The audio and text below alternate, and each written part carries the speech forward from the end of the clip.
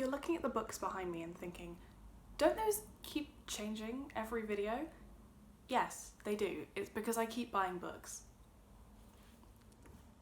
I'm sorry. I'm not sorry. I'm not at all sorry. Chaos. Chaos. Hello and welcome to another very late monthly wrap-up. Today I'm going to be talking about all of the books I read in the long, distant past month of August. It seems like an age ago, obviously. I'm really bad at this, I'm sorry. I'm just going to go through the books in the order that I read them and talk to you about them. Revolutionary. So the first book I read in August is one that I do not have with me. It is The Western Wind by Samantha Harvey. I rated this 2.5 stars because it was weird and I didn't really get what it was trying to do and it didn't really work for me. Sorry about it. This is a historical novel told in reverse, from 4 days after a death has happened to leading up to the day that the death happened, and you go day by day and follow what's his name?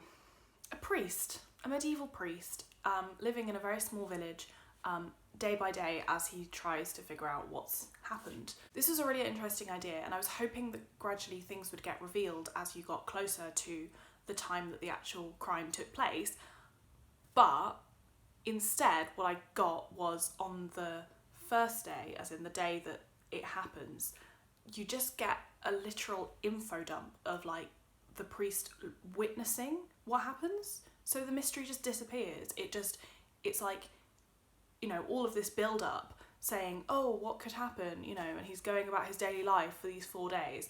And then you get to the day of the death and it's just like, here it is. This is what happened. And I'm like, why did I just spend the whole time reading about him eating a chicken or whatever it was? Was it a turkey? I don't know. I was confused. There were some interesting ideas about faith and some really beautiful writing about this kind of really small, tight-knit community, but I just didn't really care particularly, which was disappointing, obviously, because I wanted to like it, obviously, which is why I read it, obviously. This book has a quote on the back calling it a rollicking mystery, which I have an issue with because at the beginning of the book, you don't know what happens. At the end of the book, you know what happens. There's no development or tension in between that. I kind of feel like I'm being unfair to this book because I did really enjoy certain bits of it. Like, the writing is really beautiful and vivid, and like I said, I really enjoyed lots of the discussions of faith and the community, which was really interesting. Basically, I was confused by this book. I liked some bits of it, I didn't like most of it. I don't think it achieved what it was setting out to do and what I expected it to do. But I think I'm glad that I finished it. If the frames changed, it's because I just knocked my phone on the floor. It's fine, we're going with it anyway. The second book I read in August was Summerwater by Sarah Moss. I love this book so much. I got an advanced copy on NetGalley, an advanced ebook copy, and I loved it so much that when I finished it, I instantly pre-ordered a physical copy, which is gorgeous, by the way. Can I just, I mean, beautiful green bare hardback, this lovely cover, I love it. This book takes place over one incredibly rainy summer day in the Scottish Highlands, and it's set in a little camping forest place where lots of families and people are staying in wooden cabins and basically spending this very rainy day staring at each other and being sad about their lives.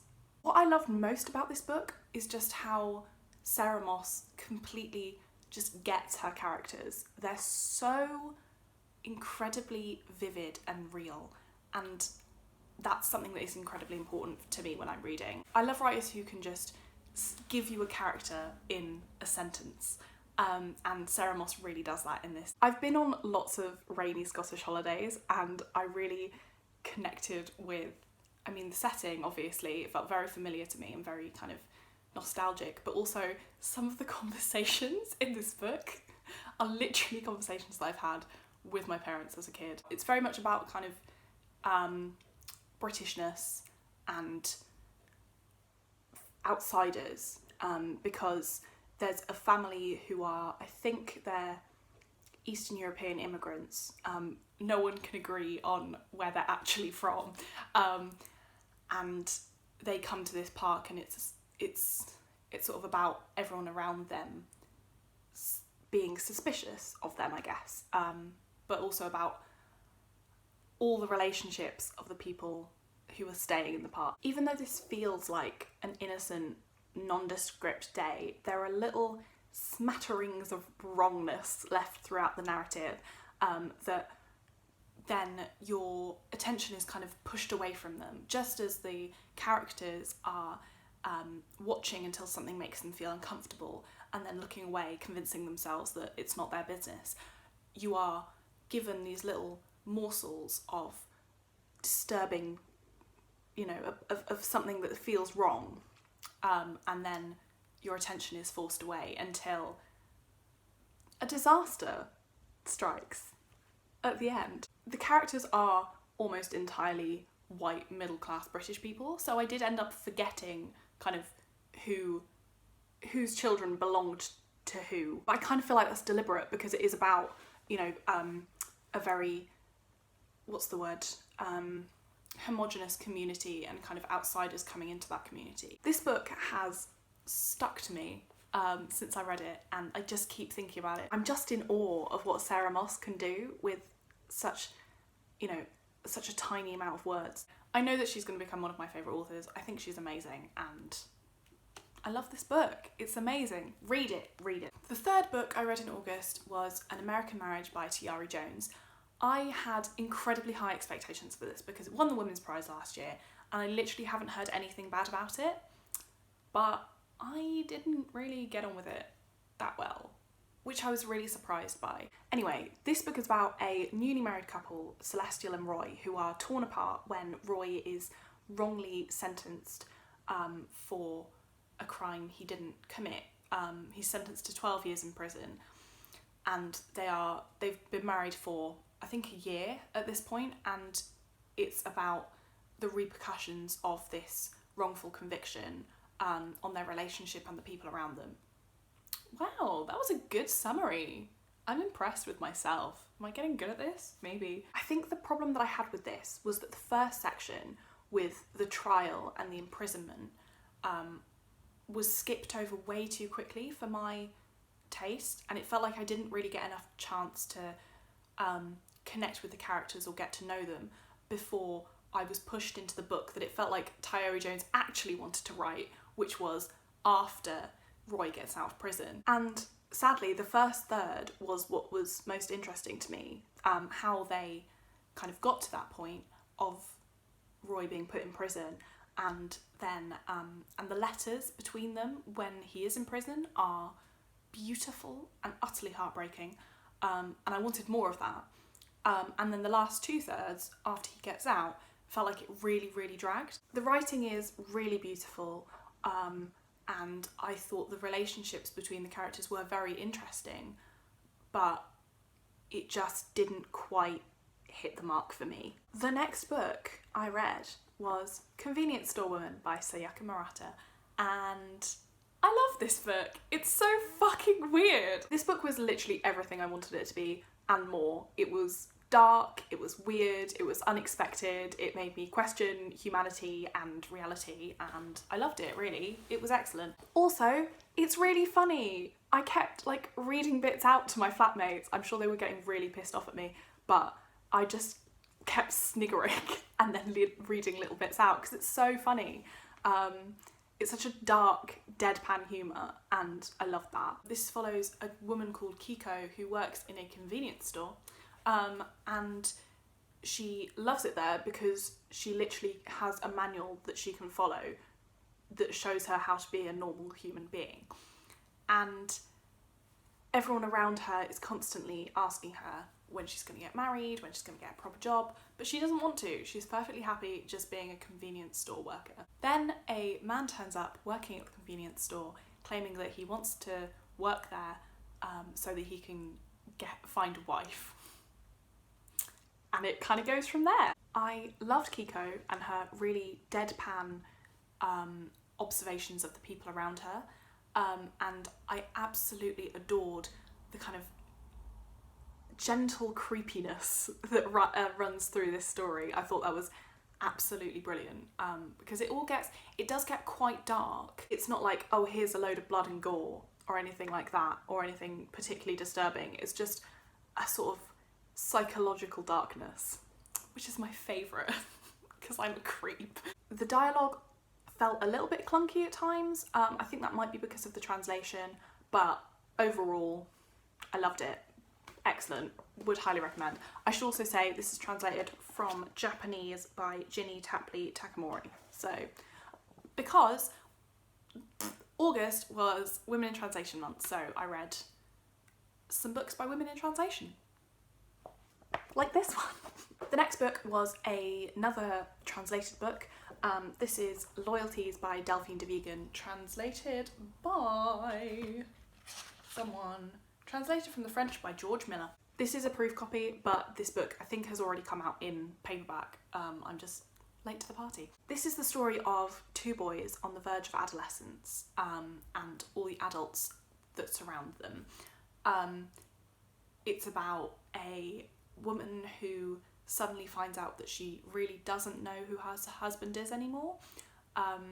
It's about a teacher who thinks that one of these boys is being abused and recognises signs of herself at that age in him. And at the heart of it all, it's about these two boys who sneak off during school to drink alcohol and sort of escape from the world and the fears of becoming an adult. I got completely wrapped up in this, and I absolutely loved the writing style. It's quite sparse, but also very emotionally impactful, and I think the themes of adulthood and what that means, and whether adults can truly protect children, and growing up, were so interesting and so well explored. It's very chilling, it's very tense, but the way it's written is really beautiful. And I would really recommend it if it sounds like something you'd be interested in. The next book I don't have with me because I've already lent it to my mother. Why did I say it like that? And it is The Death of Vivec OG by Akwaeke Emezi. This is another new favourite, another 5-star read, and another book that I read on NetGalley and then immediately pre-ordered a copy because I loved it so much. It's about Vivec OG, who's dead. I know. He is left on the doorstep of his parents' house, wrapped in cloth, and nobody knows how he gets there. But over the course of the novel, you find out more about who Vivek was, about his family members, about his friends, and about what happened to him leading up to his death. The way Akwaeke Emezi made me so personally invested in these characters is incredible.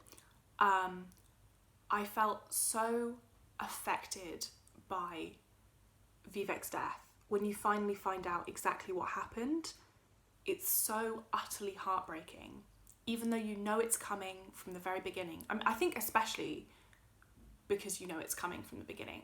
Like their debut novel, Freshwater, this book is about so many things. It's about colonialism and its legacies. It's about folklore and ghosts, but mostly it's about grief and love and oh, the grief in this book. It's also about blurring of boundaries between different kinds of love, between life and death, and between gender identities as well. All these things are blurred and confused but beautifully human. Oh my god, I love it. My one negative comment is that because the narrative jumps around quite a lot, I found it quite difficult at certain times to figure out where and when we were in the story, but I don't really care because I loved it. I think it's just brilliant. And I cried so much. Next up, we have Notes on a Nervous Planet by Matt Haig. I was feeling a little bit fragile, so I felt like I needed a little pick-me-up, which this was. I love Matt Haig's writing, for starters. The Humans and Reasons to Stay Alive are two of my absolute favourite books. This book is very similar in structure to Reasons to Stay Alive, so I think if you like that, you will like this. But this is more about technology and our minds and the kind of frantic world that we live in and why it's making us so stressed, essentially. This was really lovely and calming, basically just Matt Haig telling me that what I'm doing is okay, which was really nice.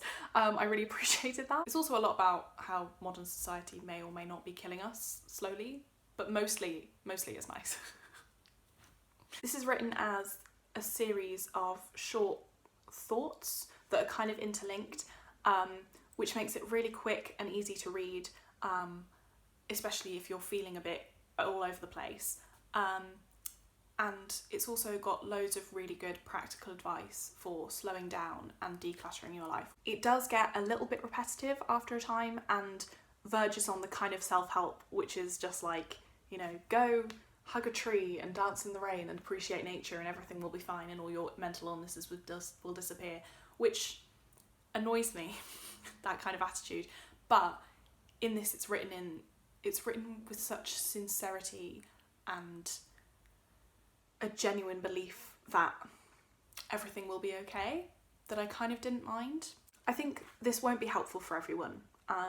Obviously, not everything can be, but I did find a lot of comfort in it. So I rated it 3.5 stars. Another Women in Translation Month pick was Bonjour, Tristesse by Francoise Sagan.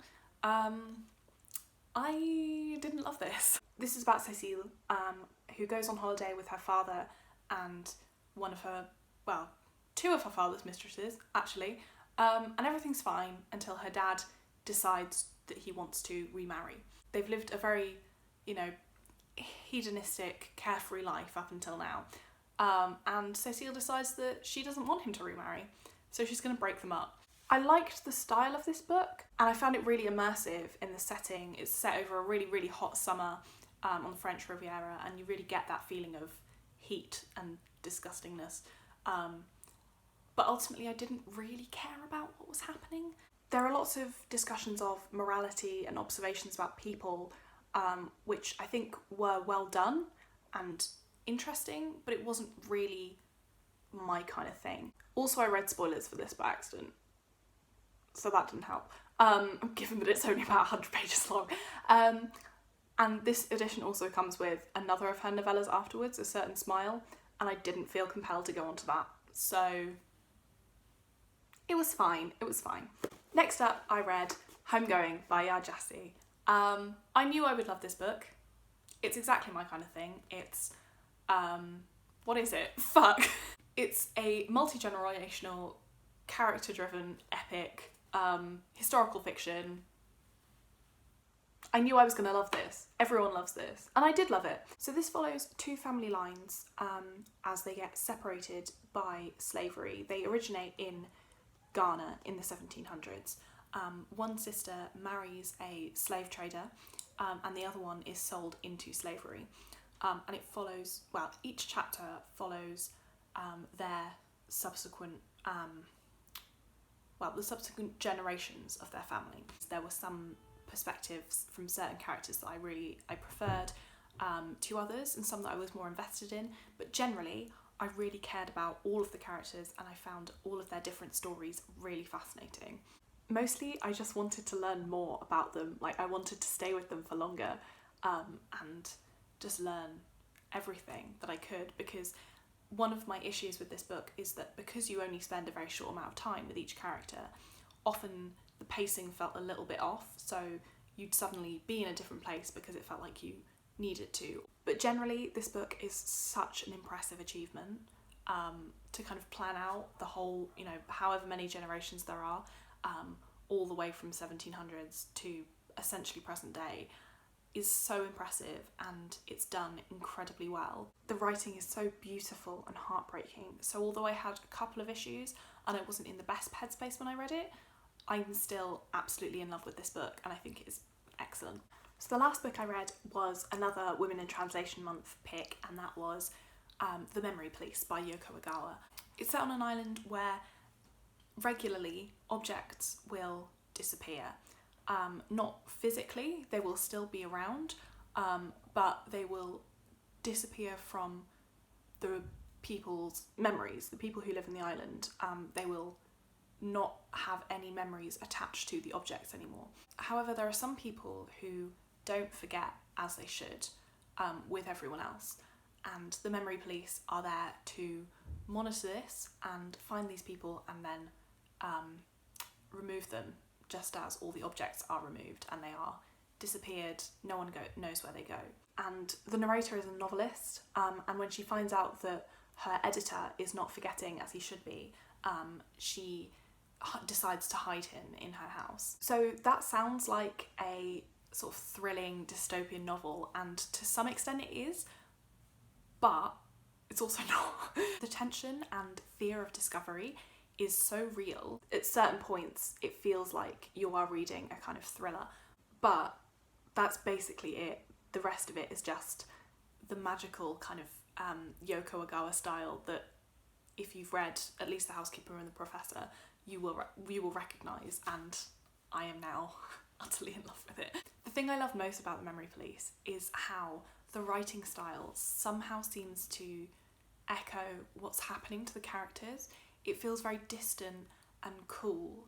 I don't know how to explain it apart from that the characters and the world feel very distant and unreal, as if they're watercolours that are sort of very faintly drawn, or you're seeing them through some kind of fog. Because of this, I wasn't hugely invested for most of this book because I felt quite distanced from it, but I was still intrigued, and then it really crept up on me, so I didn't realise how much I cared about the characters and what was going on until, well, near the end, and then it really hit me. The ending just left me feeling very chilled and slightly lost, like I'd kind of been abandoned. It was a very odd experience. You also get extracts from the narrator's novel, kind of in between the main narration, which feels quite weird. It's a very weird story that she's writing, but as it goes on you realise the parallels between what's happening to the narrator and the people around her and what's happening in her novel, which is really sinister and very effective. Basically, if you want answers, if you want to know who the memory police are, why they're taking people, where they're taking people, how people are all forgetting things at the same time, if you want any kind of answers like that, you will not like this book. But if you want a weird, unique and incredibly well-drawn atmosphere, then I think you'll love this. This is a book of questions, essentially, a book of uncertainties and a book of fading memories. So here they are, all the books well, not quite all the books I read in August, because there are a couple that I don't have physically, but most of the books that I read in August. Again, it was a great reading month. I read a lot of books in translation. I read a lot of really excellent books, some really, really amazing books that are long-time favourites now, and yeah, I'm really happy. I think my reading is going to slow down a bit. It's got a bit erratic in the last week or so, because uni is about to start. I should put these down. And then once it does start, I won't have much time to be reading what I want to be reading, or reading for myself. So I'm not sure what's going to happen with that, but hopefully I'll keep you updated. Anyway, thank you for watching, and I will see you soon.